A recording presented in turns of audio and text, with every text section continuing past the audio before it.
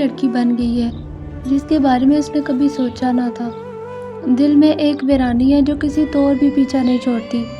آنکھوں میں ایک دم سے آنسو آ جاتے ہیں اور پھر بڑی محفل میں خاموش ہو جاتی ہے۔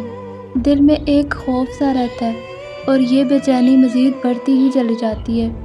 کسی کو کھو دینے کا ڈر اور تنہائی کا عذاب ہمیشہ لاحق رہتا ہے۔ وہ لڑکی جو کبھی بولتے بولتے چپ بھی نہیں ہوا کرتی تھی، آج کسی سے بات نہ کرنے میں خوش رہتی ہے، اور یہی اس کی زندگی کی تلخ حقیقت ہے۔